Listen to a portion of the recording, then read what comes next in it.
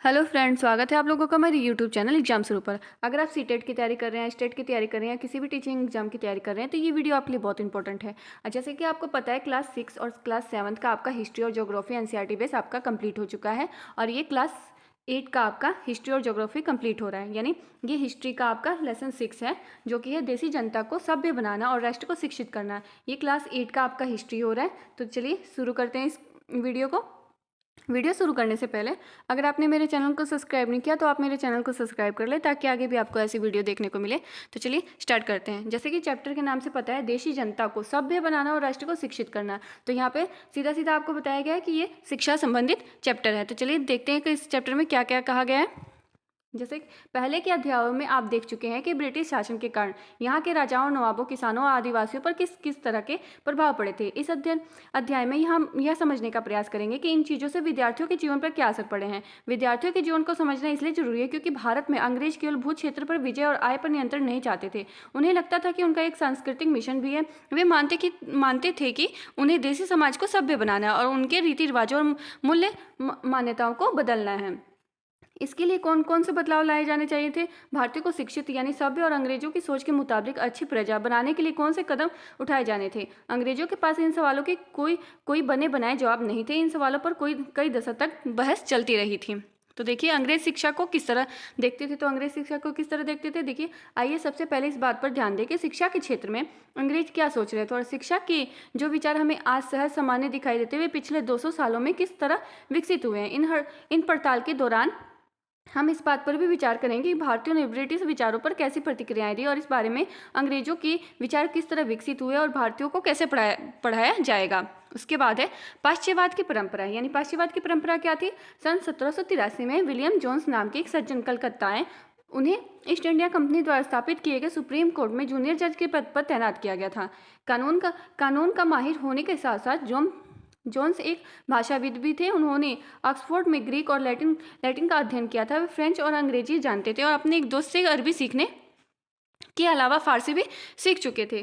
कलकत्ता में आने के बाद वे रोजाना घंटों संस्कृत विद्वानों के साथ बैठकर उनसे संस्कृत की बारीकियां, उनकी व्याकरण और संस्कृत काव्यों का अध्ययन करने लगे। कुछ समय में उन्होंने कानून, दर्शन, धर्म, राजनीतिक, नैतिकता, अंक गणित, चिकित्सा विज्ञान और अन्य विज्ञानों की प्राचीन भारतीय पुस्तकों का अध्ययन शुरू कर दिया। जोन्स ने पाया कि उस समय कलकत्ता में तैनात बहुत सारे अंग्रेज अफसर भी उनके जैसी दिलचस्पियां रखते हैं। हेनरी टॉमस कोलब्रुक और नेथुलियन हॉलैंड भी भारतीय भाषाएं सीखकर संस्कृत व फारसी रचनाओं का अंग्रेजी में अनुवाद कर रहे थे और प्राचीन भारतीय विरासत को समझने के प्रयास में लगे हुए थे। इन लोगों के साथ मिलकर जोन्स ने एशियाटिक सोसाइटी ऑफ बंगाल का गठन किया, जो कि एशियाटिक रिसर्च नामक शोध पत्रिका का प्रकाशन शुरू हुआ। जोन्स और कोलबर्ग भारत के प्रति एक खास तरह का रवैया रखते थे। वे भारत और पश्चिम दोनों ही प्राचीन संस्कृतियों के प्रति गहरा आदर भाव रखते थे। उनका मानना था कि भारतीय सभ्यता प्राचीन काल में अपने वैभव के शिखर पर थी, परंतु बाद में इसका पतन होता चला गया। उनकी राय में भारत को समझने के लिए भारतीय काल में लिखे गए यहाँ के पवित्र और कानूनी ग्रंथों को खोजना व समझना बहुत जरूरी था। उनका मानना था कि हिंदुओं और मुसलमानों के असली विचारों व कानूनों को इन्हीं रचनाओं के जरिए समझा जा सकता है और इन रचनाओं के पुनः अध्ययन से ही भारत के भावी विकास का आधार पैदा हो सकता है।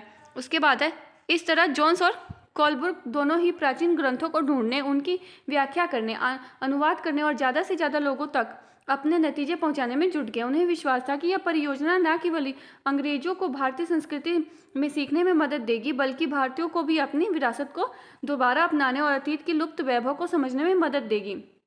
इस प्रक्रिया में अंग्रेज भारतीय संस्कृति के अभिभावक और मालिक दोनों ही भूमिकाएं निभा रहे थे। इन प्रयासों और विचारों से प्रभावित होकर कंपनी के बहुत सारे अधिकारियों ने दलील दी कि अंग्रेजों को पश्चिमी ज्ञान की बजाय भारतीय ज्ञान को ही प्रोत्साहन देना चाहिए। वे चाहते थे कि प्राचीन भारतीय ग्रंथों के अध्ययन को प्रोत्साहित करके और संस्कृत व फारसी साहित्य व काव्य पढ़ाने के लिए संस्थानों की स्थापना की जाए। इन अधिकारियों का ये भी मानना था कि हिंदू और मुसलमानों को वही पढ़ाया जाना चाहिए जिससे वे पहले ही परिचित हैं, जिससे वे आदर और महत्व देते हैं। उन्हें अब अनजाने विषयों की शिक्षा ना दी जाए। इन अफसरों की राय में केवल तभी अंग्रेज जनता का दिल जीत सकते हैं, केवल तभी अजनबी शासक अपनी प्रजा से आदर की उम्मीद रख सकते हैं। उसके बाद देखिए यहाँ पे चित्र, ये जो आपको चित्र दिखाया गया है यहाँ पे, ये वारेन हेंगिस्टन का स्मारक है जो कि रिसर्च वेस्ट माकोट यानी 1830 अब कलकत्ता स्थित विक्टोरिया मेमोरियल में स्थित है। इस चित्र में आपको बताया गया है कि देखिए इस चित्र से पता चलता है कि भारत में ब्रिटिश सत्ता के बारे में प्राच्यवादी किस तरह सोचते थे। यहाँ आप देख सकते हैं कि सबसे ऊपर हेस्टिंग्स की भव्य प्रतिमा है जो प्राच्यवादियों के भारी समर्थक थे। उनके एक तरफ पंडित और दूसरी तरफ नीचे बैठा हुआ मुंशी दिखाई दे रहा है। हेस्टिंगन तथा अन्य प्राच्यवादी भारतीय विद्वानों से विभिन्न भारतीय भाषाएं सीखना चाहते थे जिन्हें वो कई बार केवल बोलियां समझते थे और वर्नाकुलर का नाम देते थे। स्थानीय रीति रिवाजों और कानूनों के बारे में जानना चाहते थे और प्राचीन ग्रंथों के अनुवाद और व्याख्या में मदद चाहते थे। हेस्टिंग्स से पहल करके कलकत्ता मदरसे की स्थापना की और उनका विश्वास था कि यहाँ के प्राचीन रीति रिवाज और यहाँ की ज्ञान संप्रदा ही भारत में ब्रिटिश शासन के आधार पर होनी चाहिए।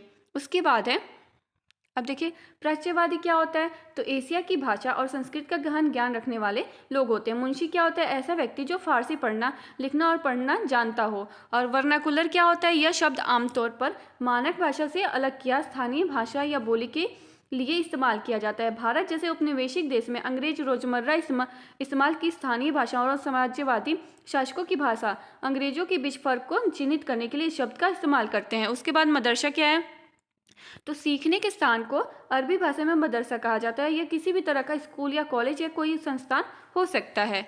उसके बाद देखिए यहाँ पे आपका, यहाँ से इस बात को ध्यान में रखते हुए 1781 में अरबी फारसी इस्लामिक कानून के अध्ययन को बढ़ावा देने के लिए कलकत्ता में एक मदरसा खोला गया। 1791 में बनारस में हिंदू कॉलेज की स्थापना की गई ताकि वहाँ प्राचीन संस्कृति ग्रंथों की शिक्षा दी जा सके और देश का शासन चलाने में मदद मिले। परंतु कंपनी के सभी अफसर इस विचारों से सहमत नहीं थे। उनमें से बहुत सारे प्राच्यवादियों के कटु आलोचक भी थे। उसके बाद है पूरब की जघन्य गलतियां, यानी पूरब की जघन्य गलतियां क्या थी। 19वीं सदी की शुरुआत से ही बहुत सारे अंग्रेज अफसर शिक्षा के प्राच्यवादी दृष्टिकोण की आलोचना करने लगे थे। उनका कहना था कि पूर्वी समाजों का ज्ञान त्रुटियों से भरा हुआ है, अवैज्ञानिक है। उनके मुताबिक पूर्वी साहित्य अगंभीर और सहती है। इसलिए उन्होंने दलील दी कि अंग्रेजों को अरबी और संस्कृत भाषा व साहित्य के अध्ययन को बढ़ावा देने पर इतना खर्च नहीं करना चाहिए। प्राच्यवादियों पर हमला करने वालों में जेम्स मिल प्रमुख थे। उनका विश्वास था कि अंग्रेजों को देसी जनता को खुश करने और उनका दिल जीतने के लिए जनता की इच्छा के हिसाब से या उनकी भावनाओं को ध्यान में रखते हुए शिक्षा नहीं देनी चाहिए। उनकी राय में शिक्षा के जरिए उपयोगी और व्यवहारिक चीज़ों का ज्ञान देना चाहिए। इसलिए भारतीयों को पूर्वी समाजों के काव्य और धार्मिक साहित्य की बजाय ये पढ़ाया जाना चाहिए कि पश्चिम ने किस तरह की वैज्ञानिक और तकनीकी सफलताएं हासिल की है। 1830 के दशक तक प्राच्यवादियों का विरोध और तीखा हो गया। थॉमस बेबिंगटन मैकाले इन आलोचकों में सबसे मुखर और प्रभावशाली विचारक थे। वह भारत को असभ्य देश मानते थे जिसे सभ्यता का पाठ पढ़ाना जरूरी था। मैकाले के मुताबिक पूर्वी ज्ञान की कोई भी शाखा इंग्लैंड की प्रगति के समक्ष नहीं थी। मैकाले का कहना था कि एक अच्छे यूरोपीय पुस्तकालय का केवल एक ही खाना भारत और अरब के समूचे देश साहित्य के बराबर है। उनका तर्क था कि भारत में ब्रिटिश सरकार को प्राच्यवादी ज्ञान पर सरकारी पैसा बर्बाद नहीं करना चाहिए क्योंकि इससे कोई फायदा होने वाला नहीं है। गहन और ऊर्जा और आवेशपूर्ण मैकाले ने अंग्रेजी भाषा सीखने की जरूरत पर जोर दिया। उनका मानना था कि अंग्रेजी के ज्ञान से भारतीयों की दुनिया के श्रेष्ठतम साहित्यिक कृतियों को पढ़ने का मौका मिलेगा। यहाँ के लोग पश्चिमी विज्ञान और दर्शन के क्षेत्र में बहुत विकास से अवगत हो गए थे। इस प्रकार उनका कहना था कि अंग्रेजी पढ़ाना लोगों को सभ्य बनाने, उनकी रुचियों, मूल्यों और संस्कृतियों को बदलने का रास्ता हो सकता है। उसके बाद है आपका मैकाले के मिनट्स यानी विवरण के आधार पर 1835 का अंग्रेजों का शिक्षा अधिनियम पारित किया गया। यह फैसला लिया गया कि अंग्रेजी को उच्च शिक्षा का माध्यम बनाया जाए और कलकत्ता मदरसे तथा बनारस संस्कृत कॉलेज जैसे प्राच्यवादी संस्थानों को प्रोत्साहन न दिया जाए। इन संस्थानों को अपने आप रक्षण का शिकार होते जा रहे अंधकार के मंदिरों की संज्ञा दी गई। अब स्कूलों के लिए भी अंग्रेजी पाठ्यपुस्तक छपने लगी थी। उसके बाद है व्यवसाय के लिए शिक्षा। अब व्यवसाय के लिए शिक्षा कैसी हो गई। 1854 में ईस्ट इंडिया कंपनी के लंदन स्थित कोर्ट ऑफ डायरेक्टर्स ने भारतीय गवर्नर जनरल को शिक्षा के विषय में एक नोट भेजा। कंपनी के नियंत्रण मंडल के अध्यक्ष चार्ल्स वुड के नाम से जारी किए गए इस आदेश को वुड का नीति पत्र यानी वुड्स डिस्पैच के नाम से जाना जाता है। इस दस्तावेज में भारत में लागू की जाने वाली शिक्षा नीति की रूपरेखा स्पष्ट रूप से एक बार फिर दोहराया गया। प्राच्यवादी ज्ञान के स्थान पर यूरोपीय शिक्षा को अपनाने में कितने व्यवहारिक लाभ प्राप्त होंगे। इस दस्तावेज में यूरोपीय शिक्षा का एक व्यवहारिक लाभ आर्थिक क्षेत्र में बताया गया। इसके मुताबिक यूरोपीय शिक्षा के माध्यम से भारतीयों को व्यापार और वाणिज्य के विस्तार से होने वाले लाभों को समझने और देश के संसाधनों के विकास का महत्व समझने में मदद मिलेगी। यदि उन्हें यूरोपीय जीवन शैली से अवगत कराया गया तो उनकी रुचि और आकांक्षाओं में भी बदलाव आएगा और ब्रिटिश वस्तुओं की मांग पैदा होगी, क्योंकि तब यहाँ के लोग यूरोप में बनी चीज़ों को अपनाना और सीखना खरीदना शुरू कर देंगे। वुड के नीति पत्र में यह तर्क भी दिया गया कि यूरोपीय शिक्षा से भारतीयों के नैतिक चरित्र का उत्थान होगा। इससे वे ज़्यादा सत्यवादी और ईमानदार बन सकेंगे और फलस्वरूप कंपनी के पास भरोसेमंद कर्मचारियों की कमी नहीं रहेगी। दस्तावेज के मुताबिक पूरब का साहित्य न केवल भयानक दृष्टियों से भरा हुआ है, बल्कि यह लोगों में न तो काम के प्रति दायित्व और समर्पण का भाव पैदा करता है और न ही शासन के लिए आवश्यक निपुणता पैदा कर सकता है। 1854 के नीति पत्र के बाद अंग्रेजों ने कई अहम कदम उठाए। सरकारी शिक्षा विभागों का गठन किया गया ताकि शिक्षा संबंधी सभी मामलों पर सरकार का नियंत्रण स्थापित किया जा सके। विश्वविद्यालय शिक्षा की व्यवस्था विकसित करने के लिए भी कदम उठाए गए। 1857 में जब मेरठ और दिल्ली में सिपाही विद्रोह हो रहे थे, उसी समय कलकत्ता, मद्रास, मुंबई विश्वविद्यालय की स्थापना की जा रही थी। स्कूली शिक्षा प्रणाली में परिवर्तन के प्रयास भी किए जा रहे थे। उसके बाद है आपका, अब देखिए यूरोपीय ज्ञान के पक्ष में एक तर्क। तो यूरोपीय ज्ञान के पक्ष में क्या तर्क था? 1854 के वुड के नीति पत्र में प्राच्यवादी ज्ञान का विरोध करने वालों की निर्णायक विजय का संकेत था। इससे कहा गया था, हमें जोर देकर यह बात कहनी चाहिए कि भारत में हम जिस शिक्षा का प्रसार करना चाहते हैं उस शिक्षा का लक्ष्य यूरोप की श्रेष्ठ कलाओं, सेवाओं, दर्शन और साहित्य यानी यूरोपीय ज्ञान का प्रसार करना है। उसके बाद है आपका, अब देखिए नैतिक शिक्षा की मांग कैसे हुई थी। तो नैतिक शिक्षा की मांग 19वीं सदी में भारत में सक्रिय ईसाई प्रचारकों में व्यवहारिक शिक्षा के पक्ष में दिए जा रहे तर्कों का घोर विरोध किया। प्रचारकों का मानना था कि शिक्षा का उद्देश्य लोगों के नैतिक चरित्र में सुधार लाना होता है और नैतिकता उत्थान केवल ईसाई शिक्षा के जरिए ही संभव है। 1813 तक ईस्ट इंडिया कंपनी भारत में प्रचारक गतिविधियों के विरुद्ध थी। कंपनी को भय था कि प्रचारकों की गतिविधियों की वजह से स्थानीय जनता के बीच असंतोष पैदा होगा और लोग भारत में अंग्रेजों की उपस्थिति को शक की नज़र से देखने लगेंगे। ब्रिटिश नियंत्रण वाले भू क्षेत्रों में अपनी संस्थाएं ना खोल पाने की वजह से प्रचारकों ने अतंत सेरारामपुर में अपना मिशन खोला। यह इलाका डेनिश ईस्ट इंडिया कंपनी के नियंत्रण में आता था।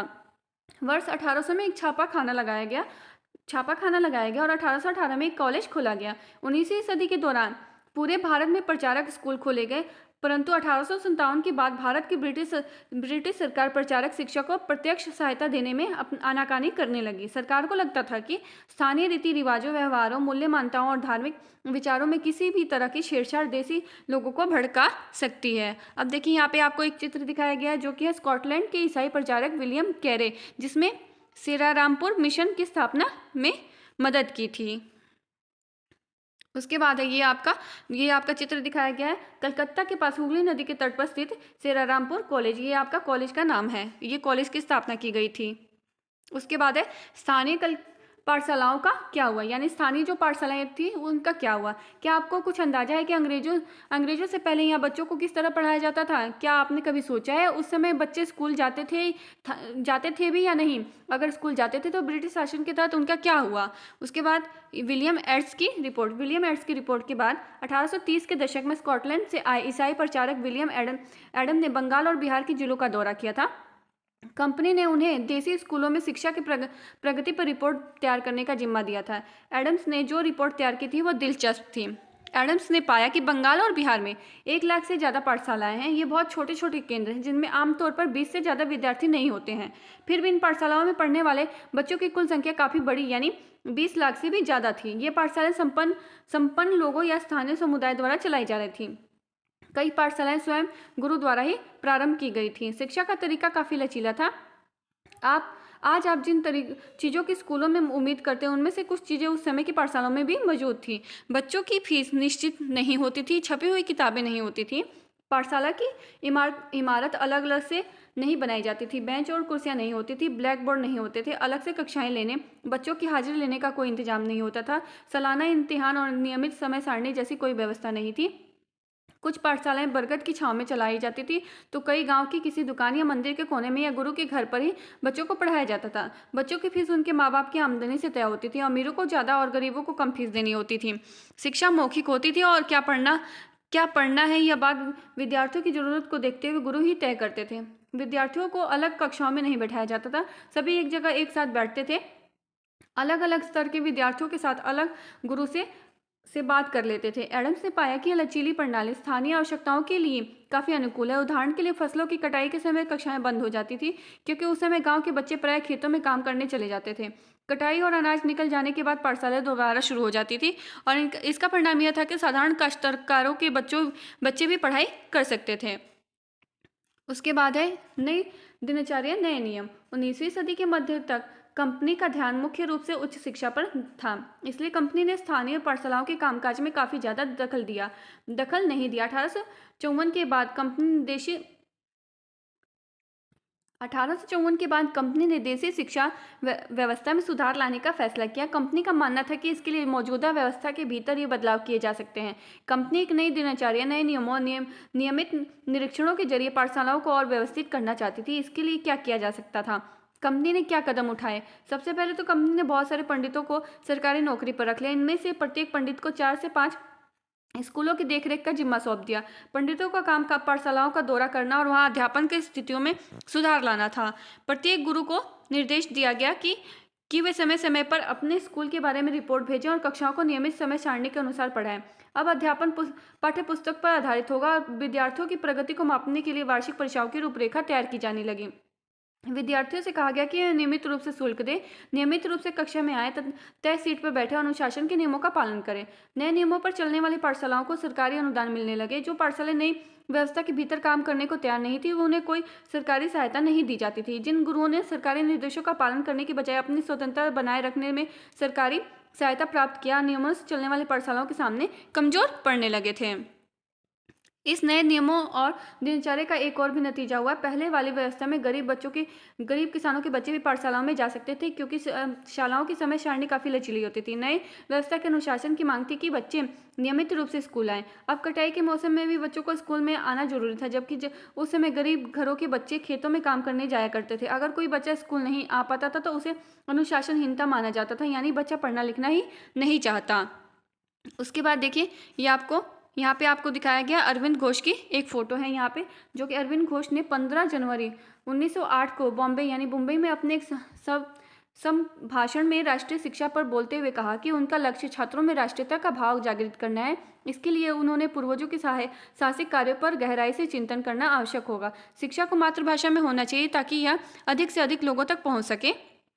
अरविंदो ने इस बात पर भी बल दिया कि यद्यपि छात्रों को अपने मूल के साथ जुड़े रहना चाहिए, फिर भी उनके आधुनिक वैज्ञानिक आविष्कारों तथा लोकप्रिय शासन व्यवस्था के संदर्भ में पश्चिमी देशों का अनुभव का भी भरपूर लाभ उठाना चाहिए। इसके अतिरिक्त छात्रों को कोई हस्तकला भी सीखनी चाहिए ताकि वे स्कूल छोड़ने पर यथासंभव रोजगार पा सकें। उसके बाद है आपका राष्ट्रीय शिक्षा की कार्यसूची कैसी थी? तो केवल अंग्रेज अफसर ही भारत में शिक्षा के बारे में नहीं सोचे थे। 19वीं सदी की शुरुआत से ही भारत के विभिन्न भागों में बहुत सारे विचारक शिक्षा के व्यापक प्रसार की जरूरत पर जोर देने लगे। यूरोप में आ रहे बदलाव से प्रभावित हुए भारतीयों का मानना था कि पश्चिमी शिक्षा भारत का आधुनिकीकरण कर सकती है। उन्होंने अंग्रेजों से आह्वान किया कि वे नए स्कूल, कॉलेज और विश्वविद्यालय खोले तथा शिक्षा पर जो ज़्यादा पैसा खर्च करे। इस दिशा में हुए प्रयासों के बारे में आप अध्याय 8 में पढ़ेंगे, परंतु बहुत सारे भारतीय पश्चिम शिक्षा के विरुद्ध थे, यानी महात्मा गांधी और रविंद्रनाथ टैगोर इसी तरह के लोगों में से एक थे। आइए देखिए कि इनका क्या कहना था। अंग्रेजी शिक्षा ने हमें गुलाम बना रखा है, ये किसने कहा था? तो महात्मा गांधी का कहना था कि औपनिवेशिक शिक्षा ने भारतीयों के मस्तिष्क में हीनता का बोध पैदा कर दिया। इसके प्रभाव में आकर यहाँ के लोग पश्चिमी सभ्यता को श्रेष्ठतम मानते रहे और अपनी संस्कृति के प्रति उनका गौरव भाव नष्ट हो गया है। महात्मा गांधी ने कहा कि इस शिक्षा में विष भरा है या पापपूर्ण है, इसमें भारतीयों को दास बना दिया गया है, इसमें लोगों पर प्रभाव डाला है। उनके मुताबिक पश्चिम से अभिभूत, पश्चिम में आने वाली हर चीज़ों की प्रशंसा करने वाले इन संस्थानों में पढ़ने वाले भारतीय ब्रिटिश शासन को पसंद करने लगे हैं। महात्मा गांधी एक ऐसी शिक्षा के पक्षधर थे जो भारतीयों के भीतर प्रतिष्ठा और स्वाभिमान का भाव पुनर्जीवित करें। राष्ट्रीय आंदोलन के दौरान उन्होंने विद्यार्थियों से आह्वान किया कि वे शिक्षा संस्थानों को छोड़ दें और अंग्रेजों को बताया कि वे गुलाम बने रहने के लिए तैयार नहीं हैं। महात्मा गांधी की दृढ़ मान्यता थी कि शिक्षा केवल भारतीय भाषा में ही दी जानी चाहिए। उनके मुताबिक अंग्रेजी में दी जाने वाली शिक्षा भारतीयों को अपाहिज बना देगी। उसने उन्हें अपने सामाजिक परिवेश में काट दिया, उन्हें अपनी ही भूमि पर अजनबी बना दिया है। उनकी राय में विदेशी भाषा बोलने, स्थानीय संस्कृति से घृणा करने वाले अंग्रेजी शिक्षित भारतीय अपनी जनता से जुड़े और तौर तरीके भूल चुके हैं। महात्मा गांधी का कहना था कि पश्चिमी शिक्षा मौखिक ज्ञान की बजाय केवल पढ़ने और लिखने पर केंद्रित है। उसमें पाठ्य पुस्तकों पर तो जोर दिया है, लेकिन जीवन अनुभव और व्यवहारिक ज्ञान की उपेक्षा की जाती है। गांधी का तर्क था कि शिक्षा से व्यक्ति का दिमाग और आत्मा विकसित होनी चाहिए। इसमें इनकी राय में केवल साक्षरता यानी पढ़ने और लिखने की क्षमता पा लेना ही शिक्षा नहीं होती। इसके लिए वे तो लोगों को हाथ में से काम करना पड़ता है, हुनर सीखने पड़ते हैं तथा यह जानना पड़ता है कि विभिन्न चीज़ें किस तरह काम करती हैं। उससे उनका मस्तिष्क और समझने की क्षमता दोनों ही विकसित होती हैं। उसके बाद है आपका साक्षरता ही शिक्षा नहीं होती है। इसमें क्या कहा है, महात्मा गांधी ने लिखा है, शिक्षा से मेरा मतलब इस बात से है कि बालक और मनुष्य के देह, मस्तिष्क और भावना के श्रेष्ठ तत्वों को सामने लाया जाए। साक्षरता ना तो शिक्षा का अंत है और ना ही उसकी शुरुआत। यह तो केवल एक साधन है जिसके जरिए पुरुषों और महिलाओं को शिक्षा दी जा सकती है। साक्षरता अपने आप में शिक्षा नहीं होती है। लिहाजा मैं बच्चों को शिक्षित करते हुए सबसे पहले उन्हें कोई उपयोगी हस्त कौशल सिखाऊंगा और उन्हें शुरू से ही कुछ रचने पैदा करने के लिए तैयार करूंगा। मेरा मानना है कि दिमाग और आत्मा का सर्वोच्च विकास इस तरह की शिक्षा से ही संभव है। प्रत्येक हस्तकौशल आज भी इस तरह के केवल यांत्रिक ढंग से ही नहीं बल्कि वैज्ञानिक ढंग से भी पढ़ाया जाना चाहिए। यानी बच्चे को प्रत्येक क्रिया के क्यों और किस लिए का पता होना चाहिए। उसके बाद है, जैसे जैसे राष्ट्रीय भावना का प्रसार हुआ, कई दूसरे विचारक भी ऐसी राष्ट्रीय शिक्षा प्रणाली के बारे में सोचने लगे जो अंग्रेजों द्वारा स्थापित की गई व्यवस्था से आमूल तौर पर भिन्न हो। उसके बाद है आपका, टैगोर ने क्या कहा था। तो टैगोर का शांति निकेतन, आप में से बहुत सारे दोस्तों ने शांति निकेतन के बारे में सुना होगा। क्या आप जानते हैं कि इनकी स्थापना किसने और क्यों की थी? रविंद्रनाथ टैगोर ने यह संस्था 1901 में शुरू की। टैगोर जब बच्चे थे तो स्कूल जाने से बहुत चिढ़ते थे। वहाँ उनका दम घुटता था। उन्हें स्कूल का माहौल दमनकारी लगता था। टैगोर को ऐसा लगता था कि मानो स्कूल कोई जेल हो, क्योंकि वहाँ बच्चे मनचाहा कभी नहीं कर पाते। जब दूसरे बच्चे शिक्षक को सुन रहे होते हैं तो टैगोर का दिमाग कहीं और भटक रहा होता था। कलकत्ता के अपने स्कूल जीवन के अनुभव में शिक्षा के बारे में टैगोर के विचार को काफ़ी प्रभावित किया। जब वे बड़े हुए तो उन्होंने एक ऐसा स्कूल खोलने के बारे में सोचा जहाँ बच्चे खुश रहें, जहाँ वे मुफ्त और रचनाशील हों, जहाँ वे अपने विचारों और आकांक्षाओं को समझ सके। टैगोर को लगता था कि बचपन का समय अपने आप सीखने का समय होता है। वह अंग्रेजों द्वारा स्थापित की गई शिक्षा व्यवस्था के कड़े और बंधनकारी अनुशासन से मुक्त होना चाहिए। शिक्षक कल्पनाशील हो, बच्चों को समझते हों और उनके अंदर उत्सुकता, जानने की चाह विकसित करने में मदद करें। टैगोर के मुताबिक वर्तमान स्कूल बच्चे की रचनाशीलता, चकित होने के उसके स्वाभाविक गुण को मार देते हैं। टैगोर का मानना था कि सृजनात्मक शिक्षा को केवल प्राकृतिक परिवेश में ही प्रोत्साहित किया जा सकता है। इसलिए उन्होंने कलकत्ता से 100 किलोमीटर दूर एक ग्रामीण परिवेश में अपना स्कूल खोलने का फैसला लिया। उन्हें यह जगह निर्मल शांति से भरी यानी शांति निकेतन दिखाई दी, जहाँ प्रकृति के साथ जीते हुए बच्चे अपने स्वाभाविक सृजनात्मक मेघा और विकसित कर सकते हैं। बहुत सारे मामलों में टैगोर और महात्मा गांधी शिक्षा के बारे में कमोबेश एक जैसी राय रखते थे, लेकिन दोनों के बीच फर्क थे। गांधी जी पश्चिमी सभ्यता, मशीनरी व प्रौद्योगिकी की उपासना के कट्टर आलोचक थे। टैगोर आधुनिक पश्चिमी सभ्यता और भारतीय परंपरा के शीर्ष तत्वों का सम्मिश्रण चाहते थे। उन्होंने शांति निकेतन में कला, संगीत और नृत्य के साथ साथ विज्ञान और प्रौद्योगिकी शिक्षा पर भी जोर दिया था। इस प्रकार बहुत सारे लोग इस बारे में सोचने लगे कि एक राष्ट्रीय शिक्षा प्रणाली की रूपरेखा क्या होनी चाहिए। कुछ लोग अंग्रेजों द्वारा स्थापित की गई व्यवस्था में परिवर्तन चाहते थे। उनका मानना था कि इस व्यवस्था को इस तरह फैलाया जाए कि उसमें ज़्यादा से ज़्यादा लोगों को पढ़ाने के मौके मिले। इसके विपरीत बहुत सारे लोग ऐसे भी थे जो एक काल्पनिक व्यवस्था चाहते थे, ताकि लोगों को सच्चे अर्थों में राष्ट्रीय संस्कृति की शिक्षा दी जा सके। कौन तय करे कि सच्चे अर्थों में राष्ट्रीय क्या होता है? इस राष्ट्रीय शिक्षा की बहस स्वतंत्रता के बाद भी जारी रही थी। यहाँ पे आपका ये लेसन भी कंप्लीट हुआ। और अगर आपको मेरी ये वीडियो पसंद आए तो लाइक, शेयर, कमेंट और सब्सक्राइब करना ना भूलें। Thanks for watching.